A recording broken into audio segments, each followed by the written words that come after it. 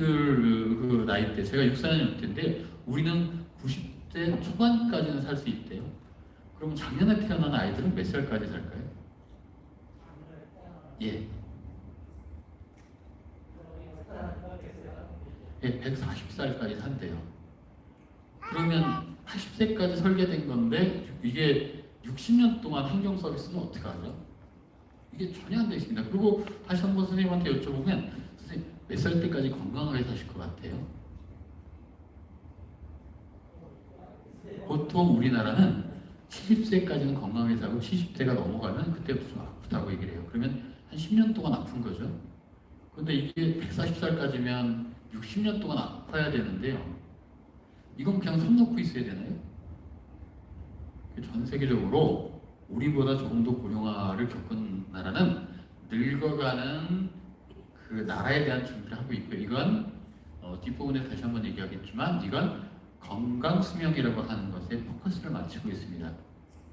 이거 용인이나 다른 지자체에서는 그냥 기대수명 늘리는 걸로 지금 허덕허덕하죠.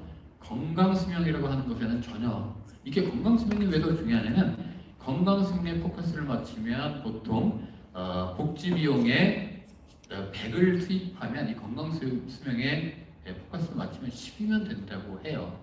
건강하기 때문에 더 이상 고령화 사회 때 여러 가지 복지비용이 세이브가 된다고 합니다. 그리고 또 전 세계적으로 관심을 갖고 있는 기후환경 부분에서도 사실은 생태 얘기를 하지만 잘 관심을 갖고 있지는 않다. 이거 관심 갖고 있지 않으면 용인이 직격탄 맞을 가능성이 큽니다. 내년부터 유럽에 휴대폰 생산의 수출이 불가능할 수도 있고요. 자동차가 불가능할 수도 있어요. 그러면 공장들을 외국으로 빼갈 가능성이 굉장히 크죠. 친환경이나 탄소 배출을 안 하는 공장이냐 아니냐를 따지게 되는데 우리는 굉장히 먼 나라 얘기처럼 얘기를 한다. 이건 왜 그러냐? 선생님 90살까지 사신다고 하셨는데 2050년이나 2090년도 때는 뭐 하고 계실 것 같으세요? 예. 2090년도에는요. 지구상에 없죠. 보통 그래서 이 환경에 대한 보고서들이 2050년, 2090년도를 기준으로 해서 나오는데 지구상에 없을 것 같으니까 기성세대가 별로 관심이 없대요. 그래서 이 13살 툰베리 같은 청소년들이 기후환경에 대해서는 가장 관심이 있고 가장 지적을 많이 하는데 이 친구가 얘기를 하기를 첫 번째 트럼프를 기후악당 국가라고 노려봤는데 두 번째 노려볼 대상은 대한민국 문재인 대통령이라고 해요. 지금까지 기후환경에 대해서 저희가 준비한 바가 없다고 합니다. 지금 이명박 대통령, 박근혜 대통령, 문재인 대통령 유엔에 가서 계속 기후환경에 대한 탄소 배출에 대한 약속들은 하고 오는데 거기에 대해서 준비를 한 바는 없다고 합니다. 이거를 그냥 기후니까 환경이니까 이렇게 얘기하지 말고요. 이 툰베리가 얘기할 때 이렇게 얘기하거든요. 왜 기성세대는 우리의 미래를 당겼어 이렇게 얘기하거든요. 우리 자식들을 위한 그런 걸로 함께 가졌으면 좋겠다 해서 공약을 보실 때 소득격차나 건강수명 그리고 기후와 같은 공동대응 분야를 충분히 충실하게 했는지도 반대편에서 좀 살펴봐달라고 얘기를 하는 거고요. 이 과제들이 집중적으로 온다. 특히 앞부분에 했던 일자리, 소득의 격차, 일자리 소멸 이런 부분에 대해서 관심을 같이 가져줬으면 좋겠다. 서울은 만 35세부터 명예퇴직을 받고 있습니다. 보험, 증권, 은행사, 국민은행 기준으로 하면요. 인간의 수익률보다 알고리즘의 수익률이 5배가 높다고 해요. 계속적으로 명예퇴직을 받고 교체하고 있는 상황입니다. 이게 어마어마하게 벌어지는 거기 때문에 이걸 재난 수준으로 보고 과거에는 이랬어, 과거에는 이랬으니까 됐어 이런 관점은 좀 바꿔달라고 하는 겁니다. 그래서 저희 매니페스토 업무는 함께 논의하고 함께 토의하고 함께 현명한 방안을 고민해보자라고 얘기를 하는 거고요. 옛날처럼 예측 가능성이 높았을 때는 시장이 먼저 열심히 해도 되겠지만 지금 같은 경우는 그렇지 않다. 영국을 봐도 1834년으로 로버트 필 이게 영국이 굉장히 어려울 때거든요. 이 어려움을 극복하기 위해서는 논의하고 논쟁하고 사회 의제화하고 힘을 모아야 되는데 자꾸 선거 때 거짓말만 하니까 잘 안 돼라고 해서 시작된 게 매니페스토 운동이고요. 보수당의 당대표입니다. 1997년도 토니 블레어 말만 하니까 계속적으로 안 돼. 나는 구체적으로 공약을 선거 때부터 내겠어. 그리고 선거 이후에 한 번씩 평가를 받게 해서 그때 나를 칭찬해 주라고 평가하지 말고 자꾸자꾸 잘잘못들을 따지다 보면 사회적 논의가 되겠고 의제가 생기겠지. 그래야 영국의 길고 어두운 터널을 벗어날 수 있어라고 해서 전 세계적으로 확산됐습니다. 이 힘으로 사실은 영국이 지금의 영국이 됐다고 해도 과언이 아닙니다. 그래서 한 사람의 10걸음이 아니라 10사람이 한 걸음이 더 중요한 성과를 100개 중에 몇 개를 완료했어라고 하는 것보다 얼마나 함께 논의하고 함께 했어라고 하는 걸 좀 더 중요시 보는 게 저 매니페스토 운동이고요. 선거 때도 왜 무엇을 어떻게 언제까지 무슨 돈으로 이렇게 구체적으로 내도록 매니페스토 홍보 제안회에서 2008년도 2월 18일 날 공직선거법 66조를 바꿔놨기 때문에 대통령과 단체장들은 그런 기준으로 지금 공약을 내고 있고요. 이런 기준에 의해서 선생님들, 우리 평가단 선생님들이 갖고 계시는 그 평가 자료들이 나올 수 있었고 됐는지 안 됐는지 서로 확인 가능할 수 있는 그런 조건이 됐다 이렇게 좀 말씀드리겠습니다. 예전에는 공약이 이렇게 안 나왔습니다. 그냥 일자리를 늘리겠습니다. 복지를 넓히겠습니다. 이렇게 슬로건처럼 나왔죠. 이렇게 갖춤성 있게 나온 것은 대한민국은 2006년도부터 이렇게 제가 말씀을 좀 드리겠습니다. 저희는 기록하고 기억하고 통제하는 운동이다 이렇게 얘기를 하고 있습니다. 그래서 여기 있는 선생님 자체가 우리 시장님을 어떻게 하면 잘 써먹을 수 있을지, 어떻게 하면 용인시 공무원 선생님들을 용인 시민들을 위해서 봉사하도록 할 수 있을지를 고민하는 주인으로 모신다 저희가 이렇게 얘기를 하고 있습니다. 그래서 매니페스토는 관객이 더 이상 아니다. 액세서리가 아니다. 관객이 아닌 주인의 입장으로 참여한다 이렇게 얘기를 하고 있습니다. 그래서 주인의 입장으로 오기 때문에 저희가 공약을 볼 때도 야 100개 중에 몇 개 지켰어? 100개 중에 뭐 90개 지켰으니까 90점 이런 평가는 하지 말자 이렇게 얘기를 하고 있습니다.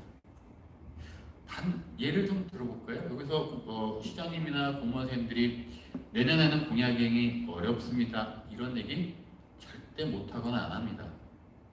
그런데 우리는 매니페스토 홍보는 단언해요. 내년에 공약 수업은 굉장히 어려울 것입니다. 올해 코로나19 위기 극복을 위해서 1, 2, 3차 추경을 했고요. 지금 수혜 때문에 4차 추경도 거론이 될 정도로 대부분 돈을 대한민국이 땡겼었어요. 이건 어쩔 수 없는 겁니다.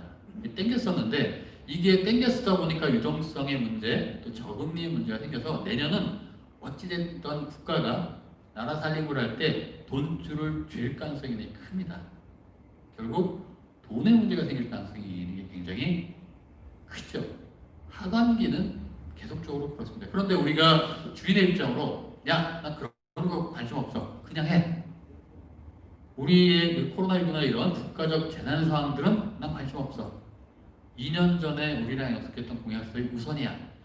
이렇게 하는 게 주인의 입장은 저희는 아니라고 보기 때문에 저희가 늘 평가했던 팔로우십이라고 하는 얼마나 완료했어, 목표는 얼마나 달성했어 이거를 작년은 100점 100점 했는데 50점 50점으로 줄일 준비를 하고 있어요. 그러니까 팔로우십보다는 또 공약서보다 훨씬 더 문제가 당면한 문제가 있기 때문에 이 부분에 대해서는 조금 우리 그 용인시를 포함한 그 선출직 공직자의 부담을 줄여주면서 그래도 이 공약을 이행할 때 제대로 주인인 주민들과 함께 논의하면서 했는지를 보는 주민소통은 손안대고 그대로 적용하기로 했습니다. 그래서 공약을 보실 때 좀 그런 관점으로 좀 봐주시면 좋겠고요.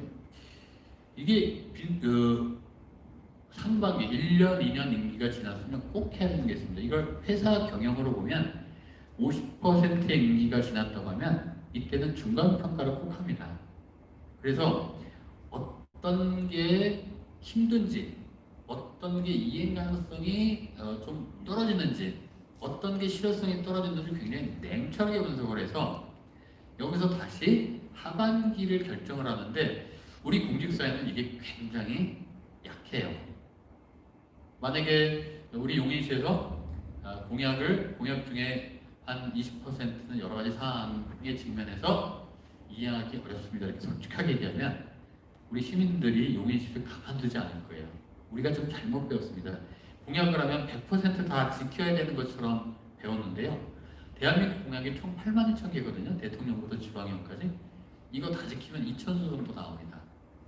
처음부터 다 지킬 수 없고, 이 공약 사업이라고 하는 건 누가 어느 지역에서 먼저 잘하면 어느 지역에서 좀 잘 못할 수 있는 이런 제로섬 게임이기도 하거든요. 그래서 어떻게 하면 현명하게 잘 합심해서 이행할 수 있는지에 대해서 이 시와 우리 시민들이 함께 고민하면서 가야 되는데, 이건 그냥 가만히 냅두고 회초리만 때리면 될 것처럼 하는 잘못된 교육을 받았다고 저희는 보기 때문에 우리 용인시에다가 하반기에 공문을 저희가 그렇게 보낼 거예요.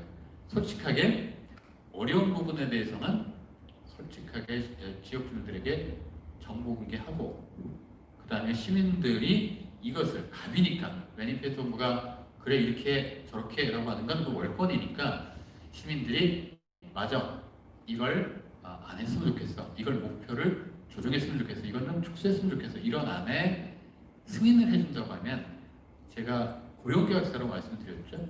갑이 오케이 승인을 해줬다고 하면 계약이 재설정된 걸로 보는 게 맞다. 그래서 우리가 해야 되는 일에 집중해야 되는 게 2021년, 2022년도가 아닐까 이렇게 생각을 합니다. 그래서 공약을 볼 때 이거 왜 이렇게 해?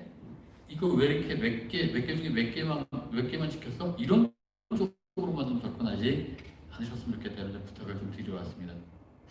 또 하나 좀 질문 좀 드려볼게요. 우리 용인 시민들이 가끔 착각하시는 부분이 있는데요. 용인시가 일을 할 때 100억을 투입해서 50억의 이윤을 발생시켰으면 일을 잘한 걸까요? 이거 잘했다고 생각하시면 시장님 잘못 뽑으셨어요. 이걸 대한민국에서 최고 잘하시는 분은 삼성, LG, SK, 현대 사장님이시거든요. 이런 분이 아닌 분들이 시장을 하는 건, 공공행정이라고 하는 건 투입 대비 산출 이윤이 결코 아닙니다. 용인이 갖고 있는 자산을 용인의 문제점 해결과 미래 방향 설정을 해서 적재적소에 낭비 없이 배치하는 겁니다. 이걸 자꾸 기업 경영처럼 봐서 복지 사업에 대해서는 이건 낭비야 이렇게 자꾸 얘기를 그렇게 치부를 해왔기 때문에 대한민국 행정에서 벌어지는 여러 가지 문제점이 너무나 많습니다. 그래서 이거는 확실하게 우리 평가단 선생님들이 교정을 해주셔야 돼요. 우리는 회사 사장님을 뽑은 게 아닙니다. 우리는 우리를 대신할 봉사자를 뽑은 거고요. 투입 대비 산출, 이윤을 발생시키라고 우리가 시장님을 선거 때 뽑은 건 아니다. 이걸 좀 명확하게 알자라고 하는 부탁드립니다. 그래서 저희가 공식적으로 안건에 대해서 정리하고 평가단에서 승인받고, 이 승인받는 것 다시 한번 계약이 재설정된 걸로 보겠다 이렇게 하는 공문을 하반기에 전국 시군구에다가 발송할 예정입니다. 지금부터는 그러면 공약을 어떻게 봐야 돼? 우리가 혹시 잘못된 시각을 갖고 있거나 교정해야 되는 부분이 있을까라고 하는 부분 때문에 제가 될 수 있으면 반대쪽, 우리가 보통 생각했던 것과 반대쪽에 있는 사례들을 좀 소개를 좀 시켜드리겠습니다. 용인시도 이렇게 발전되는 도시는 지역 간 불균형, 발전의 불균형 때문에 지역 간 갈등들이 좀 있다 보니까 재래시장 살리기 좀 많이 하시는데요. 재래시장 살리기를 하셔서 재래시장이 살아나셨어요. 용인의 가장 큰 재래시장 용인시장인가요? 거기 재래시장 살리기, 저희가 대한민국 재래시장 살리기 하는데 들어간 돈을 계산하니까 100조가 넘더라고요. 근데 재래시장이 살아났나요? 그 왜 안 살아났을까요? 제가 소개시켜 드리는 건 영국의 머러마켓이라고 하는 거예요. 이건 우리나라 실정과는 맞지 않습니다. 하지만 어떤 가치를 갖고 행정인이 접근해야 되는지를 살펴보는 데는 너무나 좋은 사례예요. 우리로 따지면 자갈치, 부산 자갈치 시장이라고 볼 수 있는 곳인데, 여기는 예술가들이 시민펀드, 시민들에게 돈을 모아서 그 시장을 통째로 삽니다. 우리는 예술가들이 시민펀드를 일으켜서 돈을 걷는 것 자체가 불법이에요. 그리고 워낙 이 지가가 높기 때문에 이런 행위를 하기는 어렵죠. 다만 그 이후에 이 사람들이 왜 샀는지, 어떻게 그것을 활성화시키는지 한번 살펴보고자 합니다. 이 사람들이 그 시장을 통째로 사서 두 가지 조건을 걸고 상인을 모집을 해요. 상인을 모집을 하는 조건 첫 번째는 친환경 제품을 판매할 것. 이건 제가 이해 가능합니다. 그럼 두 번째, 일정 부분의 퍼센테이지 이상 마진을 내지 말 것이 조건입니다. 그래서 아니 자유시장 경제인데 왜 마진을 그렇게 해? 그리고 왜 이런 프로그램을 해? 그렇게 영국 친구들한테 얘기했더니 그 친구들이 저한테 거꾸로 물어보던데 아니 대한민국은 왜 세금을 쓸 때 자꾸 개인의 재산을 증식시켜주는 데만 써? 그렇게 얘기하더라고요. 그게 무슨 말이야? 왜 재래시장 살리게 할 때 재래시장 현대화 사업이라고 재래시장의 건물주가 좋아하는 것에만 돈을 투입해? 우리는 이 재래시장을 시장 자체를 그 지역 주민들이 함께 공유하는 것, 서로 와서 자기의 삶을 함께 엮는 플랫폼이라고 봤대요. 그래서 이 플랫폼들이 어떻게 하면 활성화될까를 봤는데 대한민국은 여기 상인들, 특히 건물주가 어떻게 돈을 벌까에만 관심이 있었다고요. 자기네들은. 영국은 그렇게 돈을 쓰지는 않는데요. 우리는 대부분 세금을 쓸 때 가만히 있어도 돈을 버는 쪽에 세금을 쓰지 않나요? 아파트 분양받고 가만히 있으면 갑자기 돈이 2배 느는 결코 그런 쪽에는 돈을 쓰지 않는다고 해요. 그래서 어떻게 접근해야 되는지 어떤 게 공공성인지에 대해서 저희한테 좀 얘기해 준 바가 좀 크고요. 요거는 기후환경 분야 생태나 지속가능 도시라고 하는 게 공약 사업들도 있는데요. 이 부분에 대해서 관심을 좀 가져달라고 얘기를 하는 게 이 문재인 정부가 내년부터 돈을 가장 많이 내릴 것 중에 하나가 그린 뉴딜입니다. 그린 뉴딜인데 이 기후환경이나 이런 에너지 쪽에 방점을 찍혀 있는 사업이기도 하지만 일자리에 기본적으로 좀 찍혀 있고요. 이 용인시하고 바로 연결이 돼 있으니까 도시 습각국이나 도시 공원에다가 적용하는 프로그램으로 이거는 국가와 매칭 사업할 가능성이 굉장히 큽니다. 그런 쪽으로 단기 사업적으로 자꾸 요구를 좀 많이 할 거니까 그래서 공약 사업을 볼 때도 공약 사업을 보시면서 아이디어를 얘기할 때도 그런 부분에서 좀 관심을 좀 가져줬으면 좋겠다는 겁니다. 도시재생도 용인시 하셨죠? 도시재생 사업들 하셨죠? 재생되셨나요? 아직 하고 계세요? 4대강 사업보다도 돈이 더 많이 투입되는데 왜 이렇게 성과가 안 날까요? 제가 이것도 그냥 대놓고 비판을 하겠습니다. 이거 성공 확률이 제로입니다. 이유가 있어요. 원도심이 활성화되려고 하면 처인구나 이런 쪽이 활성화되려고 하고 여러 가지 그쪽에 있는 기능들이 회복되려고 하면 그쪽으로 사람들이 많이 가야 되겠죠. 그런데 용인 주변에 신도시들 많이 개발되지 않나요? 새로운 아파트들 많이 짓고 있죠. 그럼 그쪽이 정착되려고 하면 그쪽도 사람이 많이 가야 되겠죠. 대한민국 인구는 늘어나나요? 산수가 안 맞습니다. 전 세계적으로 원도시 활성화와 신도시 개발을 동시에 추진하고 있는 유일한 나라예요. 그렇기 때문에 이건 굉장히 면밀하게 따져서 해야 되는데 그렇지 못해서 이거는 성과가 없다. 그래서 이 도시재생 사업이나 원도시 활성화 사업들을 보면 이런 관점으로 좀 봐줬으면 좋겠어요. 그거 보면 저희는 왜 원도심이 활력을 잃는가 이런 부분을 얘기할 때 많은 선생님들과 오랜 토의 끝에 저희가 얻은 결론은 지금의 원도심은 안타깝게도 20세기 산업 구조와 잘 맞게 짜여 있다. 그런데 산업 구조와 이 대량 산업 위주의 도시 구조는 앞으로는 맞지 않는다. 이 스마트 기술들이 왔을 때는 맞지 않는다. 여기서 벌어지는 쇠퇴다. 그래서 이것들을 맞춰가는 방식은 도시 리디자인, 원도심에다가 그림 벽화 몇 개 그리고 교복 입고 여기 굉장히 오니까 볼거리가 많아. 이 정도로 갖고는 불가하다. 최소한 이게 지금 현재 용인으로서 가능한 건 용인 주변에 여러 가지 스마트 기술들이 필요하기 때문에 기술 창업을 하고자 하는 청년들은 원도심에 있어도 괜찮기 때문에 그런 친구들을 원도심에다 모셔갈 생각들을 하나 좀 해보자. 두 번째는 원도심에서 또 활동해도 괜찮은 친구들은 문화 컨텐츠 사업의 뿌리 산업이라고 하는 이야기 산업이라고 있습니다. 이야기를 쓰면서 극작가나 여러 가지 웹툰, 스토리 작가 이런 사람들, 그런 사람들이 원도심에 가서 정착하기는 그나마 상대적으로 괜찮다. 이렇게 산업 구조가 변화할 때 원도심은 어떤 역할을 줄 것인지를 보지 않고 그냥 네 디자인이라고 보면 곤란하다.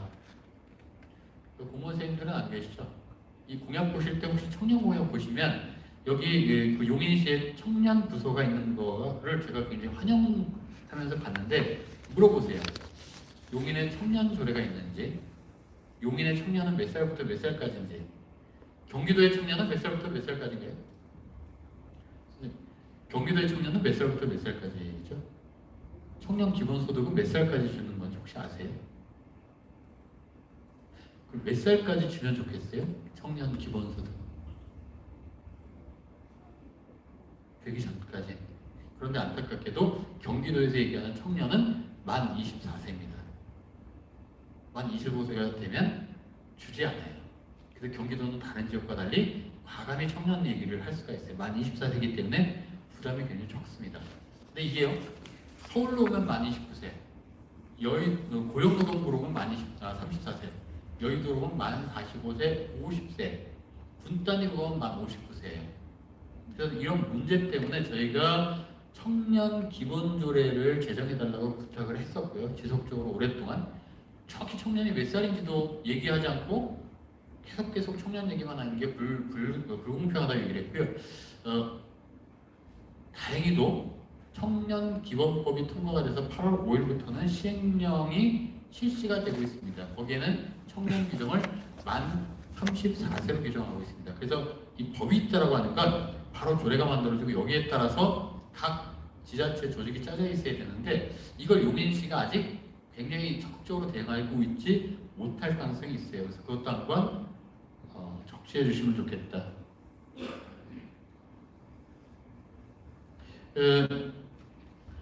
그 지역이 늙어가면 가장 먼저 오는 게 치매라고 하는 아주 그 아픈 병인데요. 지금부터 기억이 리셋돼서 아주 어렸을 때 기억만 나는데 우리 치매라고 하는 병이 치유가 되나요? 근데 대한민국은 치료될 것처럼 호들갑을 떠는 시스템으로 접근하고 있습니다.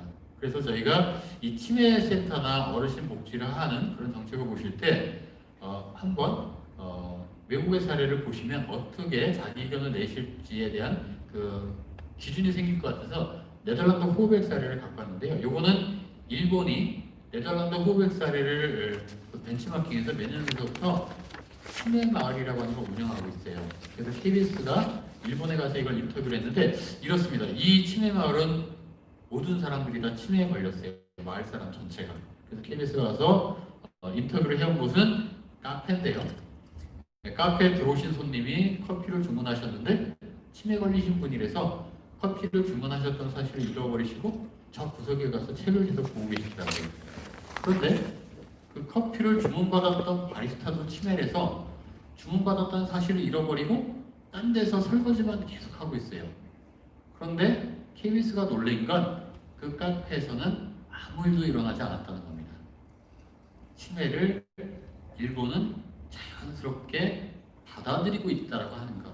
치매 걸려서 자꾸 잊어버리는 걸 그렇게 호들갑 떨고 있지 않다라고 하는 것. 그래서 이 어떤 행정이라고 하는 건 대응해야 되는 것도 있지만 순응해야 되는 것도 있다. 이렇게 트랙으로 접근하고 있는지를 한번 봐달라 얘기를 하는 거고요.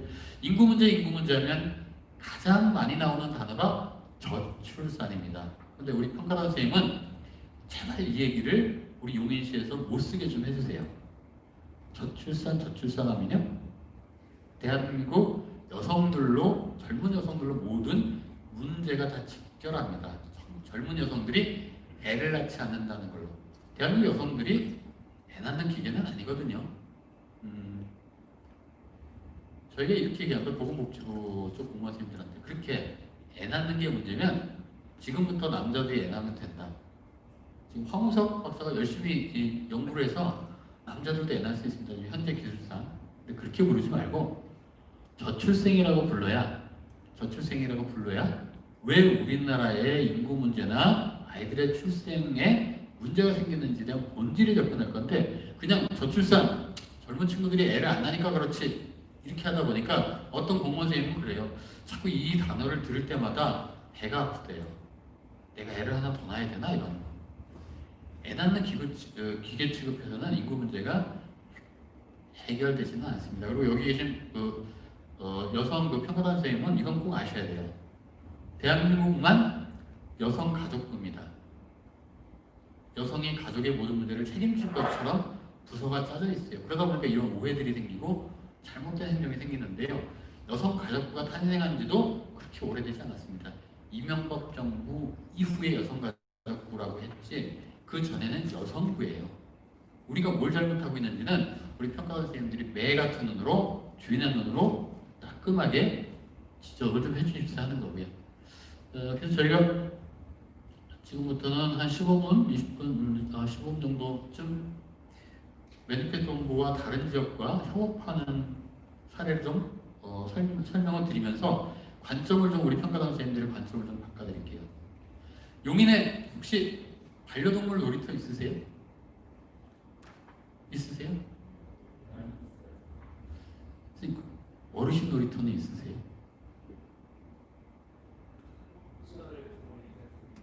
아니 놀이터요. 강아지처럼 강아지 놀이터처럼. 공원 말고요. 강아지 놀이터처럼.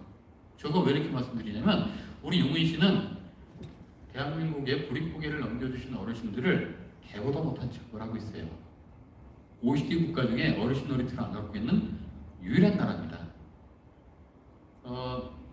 제가 핀란드 친구들이 이 얘기를 할 때 아니야 우리도 어르신들한테 운동기구 많이 제공하고 있어 그랬더니 공무원 선생님이 계시면 금방 서로 이해가 되실 텐데 그건 흉기래요. 지금까지 제공하고 있는 놀이기구들은. 지금도 공무원 선생님이 계시면 금방 이해될 거라 얘기를 하는 게 그 놀이기구들은 80세 되신 분들이 이용을 안 하세요. 그 이용하다가 안전사고들이 많이 납니다. 그 놀이기구들은 대부분 뭐냐면 근력 강화형이에요. 근데 핀란드는 80세 이상이 되면 70세 후반이 되면 가장 문제가 달팽이관이 문제가 돼서 자꾸 쓰러지시기 때문에 근육 강화형이 아니라 어차피 그때는 근육이 강화 안 되니까요. 이건 수평을 잡는 능력을 지켜주는 놀이기구로 바꿔서 유럽의 대부분 OECD 국가 대부분들은 수평을 잡아주는 훈련이나 치매를 더 있게 하는 그런 놀이 프로그램으로 제공하고 있는데 우리는 전혀 그렇지 않습니다. 그 이유는 지금까지 대한민국은 노동력 중심 이렇게 보기 때문에 65세가 지나가 버리면 대부분 우리나라 행정의 어르신 정책들은 시설에 격리시키거나 폐기 처분하는 정책이었기 때문에 그렇습니다. 이렇게 됐을 경우에 대한민국은 계속적으로 문제가 생깁니다. 우리 공무원 선생님들 가장 많이 하는 우리 또 평가사 선생님들 가장 많이 하는 게 어르신들한테 그런 얘기이실 거예요. 나오지 마세요. 위험해요. 그죠? 이걸 바꿔주지 않으면 안 된다고 하는 거고요. 이게 밖에 나와서 보통 스포츠 복지라고 얘기하는데 이렇게 밖에 나와서 운동하시면 어르신들이 아프신 것들이 대부분 줄어들어서 복지 비용이 줄어든다라고 하는 것뿐만이 아니라 핀란드에다가 이거 어떤 재정으로 이 놀이기구를 구입해 그랬더니 놀라운 얘기를 하더라고요. 자살방지 재정과 재활 재정으로 산대요. 이쪽은 그렇게 접근을 하고 있는 거예요. 사전적으로. 우리는 자살방지 재정이 어디로 가장 많이 투입되는지 아시죠? 지하철의 스크린도어. 그거 만들면 자살률 떨어진다. 그쪽으로. 결코 그렇지 않다라고 하는 것. 어르신이 한 번 그러시더라고요. 아산에 가서 제가 들었던 얘기인데 어르신 아산시가 오늘 올해는 세수가 좀 많이 들어와서 경로당 하나 더 줘드릴게요. 자꾸 싸우신다며요. 그랬더니 한 분이 손 번쩍 드시더니 나 일주일 전에 교감으로 은퇴한 사람인데 그따위 돈 있으면 콜라텍 줘줘. 너희들은 나를 격리처분 시키려고 하고 폐기처분 시키려고 하는데 나는 괜찮게 인생을 마무리하려고 해. 역지사지 좀 한번 해보시죠. 요거는 그냥 소개만 하고 넘어갈게요. 기후환경에 대한 의무교육들을 외국은 받지 않는데 대부분 다 받습니다. 그래서 저희가 충남 쪽에다가 이걸 한번 조례하는 게 좋지 않겠습니까? 그랬더니 충남은 지사님이 기후환경에 대한 의무교육의 조례를 조성을 만드셨고요. 그걸 갖고 환경부랑 이야기를 해서 기후환경교육원 500억짜리를 유치를 했어요. 조금 기후환경에 대한 것들도 그냥 아유 이건 우리가 그냥 의무야 이렇게 하지 않고 좀 적극적으로 보면 여러 가지 얘기가 생길 수 있다고 하는 거고요. 청년의 실패를 자산화하자. 이게 대한민국이 요즘 가장 많이 준비를 하고 있는 사업입니다. 청년의 실패를 자산화하자. 우리 용인시도 청년 창업들 적극적으로 준비하고 지원들 많이 하시는데 제가 여기 선생님한테 선생님 2,500만 원 드릴 테니까 창업하실래요? 그런데 왜 대한민국은 청년들한테 2,500만 원 주고 창업하라고 난리죠? 그 망하면 어떡하죠? 그것도 재래시장에다 창업하라고 하는데 하시겠어요? 전혀 못하는데 왜 대한민국 행정부는 다 그렇게 얘기하죠? 이건 저희가 실리콘밸리 갔더니 아주 재밌는 걸 저희가 발견을 했어요.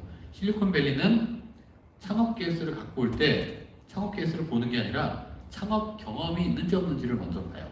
실패했던, 성공했던. 그래서 창업 경험이 있으면 대출을 해주는데 창업 경험이 없으면 대출을 거의 안 해줍니다. 왜? 창업 경험이 있어야 성공 확률이 더 높다고 보는 거죠. 그게 더 현명하지 않나요? 그래서 저희가 청년의 도전을 자산화하자 이런 제안을 했고요. 이거 경기도는 지금 경기도 재도전 투자죠. 저희가 재도전 펀드 이렇게 했더니 이렇게 했는데 앞에 청년자는 띄었어요.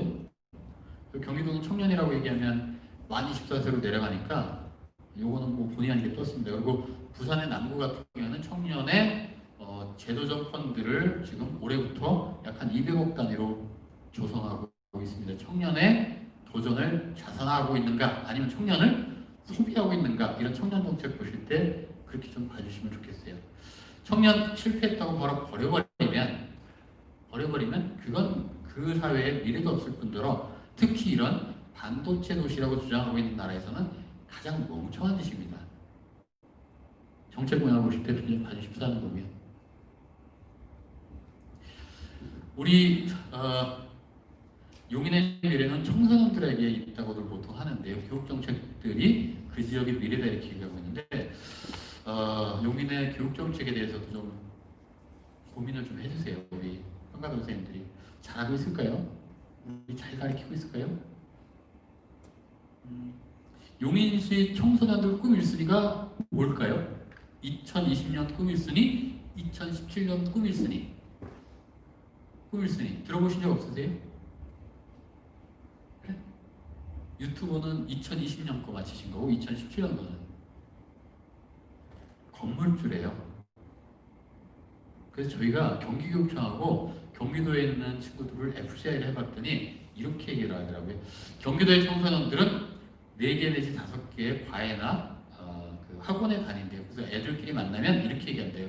나 좀 쉬고 싶어. 나 정말 쉬고 싶어. 근데 2017년도에 부모님들이 이렇게 얘기하셨다며요. 야, 저 건물 하나만 갖고 있으면 내 평생 놀겠다.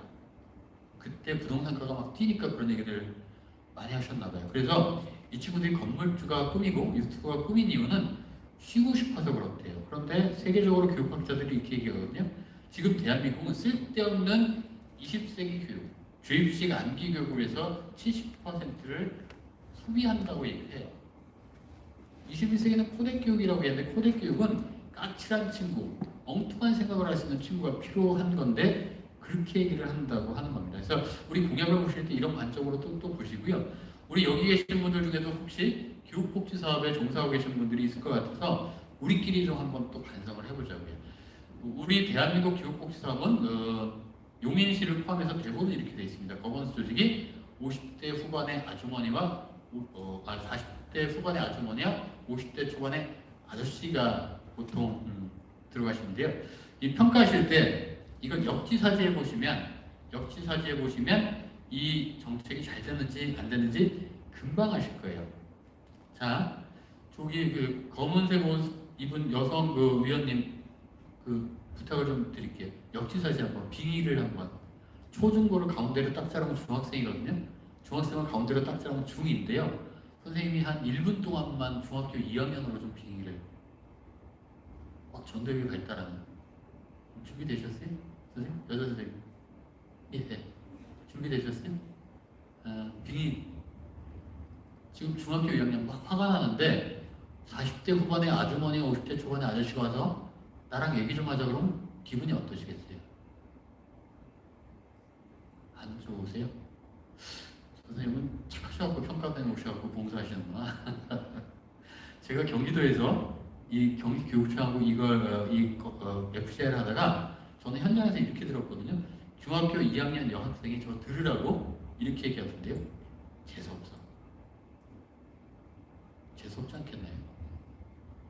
제가 다시 한 번 좀 질문 드려볼게요. 선생님, 아직 빙의 안 끝나셨죠? 송중기 닮은 대학생 오빠가 오시면 오케이. 그래서 전 세계적으로 교육국 사업은 액터는 청년들이 합니다. 디렉터는 기성세대가 하고 있고, 그런데 우리는 지금 경기도 교육청이 혁신교육이나 이런 것들을 많이 하고 있음에도 불구하고 꿈의 학교나 이런 것들을 많이 함에도 불구하고 액터들이 대부분 386 중심이에요. 재수없게 액터와 디렉터를 나눠줘야 되는데 함께 좀 고민하실 필요가 있고요. 또 꿈에 대해서 경기도가 많이 얘기를 하고 있는데 꿈은요 이렇게 저희가 그 FCR한테 질문을 했거든요. 야, 너 꿈이 뭐야? 그랬더니 경기도 학생이 초등학교 5학년인데 이렇게 대답을 해요. 그 대학생을 보냈으니까요. 대학생한테 형, 우리 엄마가 원하는 꿈? 내 꿈 이렇게 얘기해요. 맞춤형 꿈을 하나씩 갖고 있더라고요. 자꾸 물어보니까 경기도에서 꿈은 초등학교 때 갖고 있었던 꿈은 어떤 의미일까요? 어머니가 나보러 어렸을 때 너 꿈이 뭐야? 그럴 때 내가 대통령, 판사, 의사 그럴 때 어머니가 굉장히 좋아하셨거든요. 제가 대통령 될까봐 좋아했을까요? 그건 어렸을 때는 꿈을 좀 크게 키우고 많은 상상력을 하라고 해서 이렇게 좋아하셨던 건데 왜 우리나라는 요즘에 와서 아이들의 꿈을 규제하려고 하죠? 어렸을 때부터 조금은 생각을 좀 바꿔줬으면 좋겠다라고 하는 거고요. 그래서 그런 쪽으로 좀 청소년 교육을 좀 받고요. 이건 좀 제가 강하게 말씀을 드릴게요.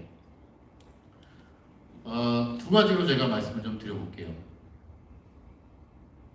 용인시를 포함한 경기도의 초중고 홈페이지에 들어가 보시면 참 이상하게 보여요. 학부모의 회칙은 대부분 올라온 학교 홈페이지가 많은데 학생의 회칙은 올라온 곳이 단 한 곳도 없습니다. 학생의 선거를 치를 때 우리 초등학교 학생들 선거 공약을 저희가 분석해 보니까 첫 번째, 선생님 말 잘 듣겠습니다. 두 번째, 좌측 통행하겠습니다. 세 번째, 쓰레기 줍겠습니다입니다. 이게 자치회 공약으로 적당한가요? 우리는요, 말 잘 듣는 아이들, 착한 아이 컴플렉스를 통해서 키우고 있는데 미래는 착한 아이가 필요한 게 아니라 까칠한 아이, 엉뚱한 아이입니다. 두 번째 제가 예를 좀 들어볼게요. 제가 경희대 출강할 때 이렇게 질문을 한번 해봤거든요. 야, 니네 학교에서 최고 자랑스러운 그 졸업생이 누구야? 저는 대통령하고 여사님을 지칭할까봐 물어봤는데 이렇게 대답을 하더라고요. 우리는 김태리가 좋아요 이렇게 얘기를 하더라고요. 그 경희대 출신이니까 왜 김태리? 알았어. 그럼 김태리 말고 두 번째 좋아하는 사람 또 대통령을 얘기를 할까봐? 그랬더니 류시와요 이렇게 얘기를 해요. 류시아가 어떻게 학교를 다녔길래 그런가라고 했는데 자, 한번 좀 빙의해 보실까요? 선생님도 역지사지 자녀분이 대학을 보내놨더니 이렇게 한다고 생각을 한번 해보세요. 류시아가 이렇게 학교를 다녔대요. 자기는 시인이 될 거라고 학교 수업에 들어가지는 않고 예수의 복장하라고 면류관을 머리에 쓰고 십자가를 어깨에 걸고 교정을 십자가를 질질질 끌고 다녔대요. 학교 수업은 들어가지 않고 올 애플을 맞으면서 어떠시겠어요? 기분이 그냥 안 될 것 같으세요? 저는 그렇게 판단했는데 이 미쳤네 이놈이. 그런데 그런 엉뚱한 짓을 하고 있던 친구가 대한민국을 대표하는 신이 되어 있습니다. 이게 20세기하고는 산업화하고는 좀 많은 인재의 그 수요의 변화예요. 지금 대부분 혹시 여기 초중고 학생들을 자녀로 두고 계신 분 있으면 사자 붙은 직업들 강요하지 마시고요. 대기업 들어가라고 강요하지 마세요. 대기업 입사한 지 평균 1년 안에 50%가 퇴사한대요 요즘. 그리고 사자 같은 직업은 20년 안에 없어질 직업 1순위입니다. 이제는 우리가 21세기 미래라고 하는 건 우리의 관점으로 보면 안 된다라고 하는 거. 그래서 이 청소년 정책을 보실 때 리셋하고 21세기형으로 봐주셨으면 좋겠다. 그리고 홍보도 저희가 이 지자체 홍보할 때 가장 좀 눈에 거슬리는 게 우리 공무원 선생님들 보시기 편하거나 학자들 보기 편한 프레임으로 얘기를 해요. 근데 이 당지는요 거꾸로 했습니다. 시민들이 이해하기 편한 언어로 다 바꿔주고 시민들이 이해하기 편한 프레임으로 다 바꿔줬어요. 이 당진의 소식지는 이렇게 하거든요. 슬로건이 당다라당 당진, 당 떨어진다 당진이에요. 당진에 활력을 넣어야 된다고 모든 것들을 그냥 유쾌하게 풀었습니다. 그래서 공약 사업들도 지도를 통해서 설명하기도 하고 굉장히 쉽고 편한 컨텐츠를 놓고 설명을 하기도 합니다. 이걸 잘 요 근처에서 사용한 사람은 현재는 경기지사죠. 성남시에서 소식지를 가장 잘 활용을 했습니다. 정책들을 아주 쉽고 편하게. 왜? 뭘 알아야 우리 용인시가 일을 잘하는지 아니면 딴 데 엄한 데다가 하는지를 알 수 있기 때문에. 그리고 저희가 소식지에 집중하는 건 대한민국 시공부 소식지 발행 부수가 조선일보 발행 부수보다 많을 수 있습니다. 그리고 소식지를 통해서 또 방송을 통해서 우리 시정의 정보를 받는다고 하시는 분들이 시민들 대상으로 저희가 여론조사를 해보면 약 한 34%가 이걸 통해서 듣는다고 해요. 왜? 다른 데 공중파나 신문에서는 가십적인 얘기만 나오고 정책적인 얘기는 아마 소식지에 담겨서 전달되기 때문에 그런 것 같습니다. 그래서 이 정책을 보시고 평가하실 때도 제대로 우리 시민들에게 정확히 이해할 수 있도록 정보들이 전달되는가를 중심으로 해서 봐주셨으면 좋겠다. 제가 마지막 말씀드릴 건 부탁입니다. 4차 산업혁명 여러 가지 얘기, 제가 또 그다음 구성, 서울 우유 사거리에서 장사했던 일 이런 것들도 얘기했는데요. 여기 선생님들한테 저희가 드릴 역할은 몇 개 줄게 몇 개 시켰어 이거 됐어 안 됐어 이런 평가를 하시려면 여기 계신 우리 시민평가단들보다 저희 매니페스토 홍보 활동하시는 120명의 정보활동가들한테 맡기면 훨씬 더 정확하게 나옵니다. 그런데요 여기 계신 선생님들한테 부탁을 드리는 건 이런 부분의 문제 때문에 그래요. 저희 매니페스토 상징 곳은 동백입니다. 저의 실수 때문에 그런데요. 육사는 용띠입니다. 제가 늘 청년인 줄 알았는데 3년 후에는 이제 회가변을 할 나이가 됐는데요. 요 나이쯤 되니까 과거 잘못했던 반성들이 많이 좀 생각이 나요. 저희 나이 또래쯤 되면 대학에 들어가는 학생들이 17%에서 20% 정도밖에 안 됐고요. 대학의 가족들 중에 누가 하나 들어갔으면 나머지 형제들은 바로 학업을 포기하고 공장으로 달려갔던 그런 시대죠. 저도 그래서 대학을 입학할 때 그 대학에서 4년 장학금을 주겠다고 하고 또 생활비도 주겠다고 해서 거기를 그렇게 원했던 건 아닌데 어쩔 수 없이 들어갔는데 저랑 사귀었던 여자친구가 전화가 왔더라고요. 너 대학에 갔으니까 내가 신촌에서 밥을 사줄게. 그래서 나가기 싫었는데 나오라고 하니까 뭐 어쩔 수 없이 갔는데 이 친구가 신촌으로 나랑 같이 걸어 다니면서 자꾸 뒤에서 이미자의 동백아 씨를 계속 흥얼거려요. 그래서 저는 그때 너무 창피해서 팝송도 있는데 얘가 신촌 이 대학가에서 왜 자꾸 공짜를 트롯을 저는 두 발 앞서가고 이 친구 계속 따라오고 그러고 난 다음에 제가 나중에 알았어요. 나이 들어서 이 친구가 하필이면 오빠가 서울대학을 입학하는 바람에 중학교 2학년을 중퇴하고 공제공룡에 달려간 친구인데 이런 친구들이 그랬대요. 나도 꿈이 있어 이렇게 얘기하면 오빠 형제들이 너무 아파할까봐 나도 꿈이 있었어 그러면 사회가 미안할까봐 말은 못하고 계속 이미자 노래를 불렀다고 해요. 특히 동백아씨 이런 노래들. 우리는 그걸 굉장히 몰랐고 이 친구들을 못 배웠다고 또 덜 가졌다고 지금까지 어쩔 수 없다고 위기상황들마다 버려오면서 누구의 희생을 전제로 한 압축개발 성장이 지금 대한민국이 갖고 있는 위상입니다. 저희 매니페스토 홍보 건물 7층에 문재인 후보 캠프가 있었다고 제가 말씀드렸는데요. 자꾸 나라다운 나라 얘기하길래 제가 바로 뛰어가서 물어봤어요. 문재인 후보 캠프에서 생각하고 있는 나라다운 나라는 대체 뭐야? 난 잘 모르겠어.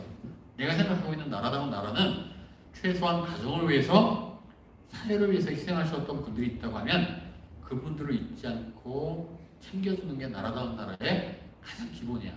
그걸 얘기하는 거야? 아니면 딴 걸 얘기하는 거야? 정확히 얘기를 좀 해줘봐. 용인시 행정도요, 나라다운 나라의 행정이라고 하면 저는 그렇게 하는 게 맞다고 봅니다. 그래서 여기 평가원 선생님들을 모셔서 그런 부탁을 좀 드리는 거예요. 힘들고 어렵고 앞으로도 어려움에 노출될 수밖에 없는 이런 용인 시민들 곁에 조금 따뜻한 이야기나, 뭐 그렇다고 해서 4차 산업혁명은 되돌릴 수도 없고요. 지금 오고 있는 코로나19나 여러 가지 위기 상황을 우리 힘으로 막을 수도 없습니다. 하지만 제가 재난적 상황이라고 말씀드렸죠. 재난의 영어 어원을 보면 별이 하나도 없다라는 뜻이에요.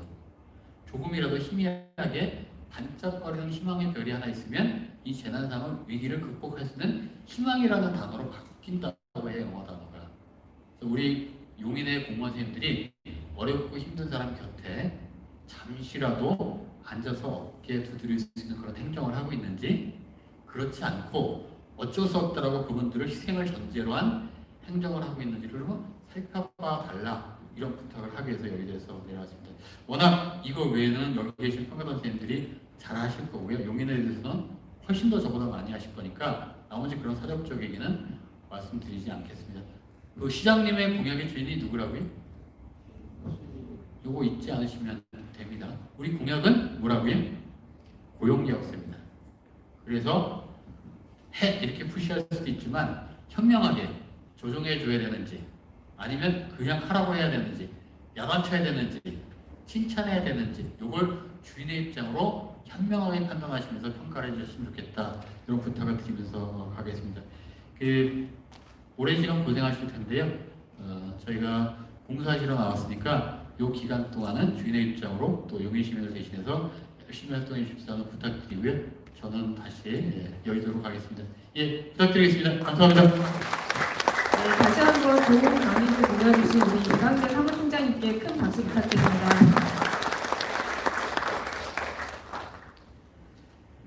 네, 마지막에 동백 아가씨가 가슴을 참 뭉클하게 하는 내용으로 마무리를 해주셨는데요. 이제 다음은 이제 시민평가단 이제 전체 회의를 시작하도록 하겠습니다. 전체 회의 시작에 앞서서 제가 공약사업 시민평가단 구성 및 운영에 대해서 간략히 좀 설명을 드리고 전체 회의를 시작하도록 하겠습니다. 공약사업 시민평가단 구성 경과에 대해서 먼저 설명을 드리겠습니다. 민선 7기 후반기 공약사업 시민평가단은 공약사업 이행에 대한 공정하고 객관적인 평가를 위해서 지난 2020년 6월 1일부터 6월 10일까지 시민 공모를 통해서 총 84명을 선정하였으며, 우리 공약사업 시민평가단의 활동 임기는 2022년 6월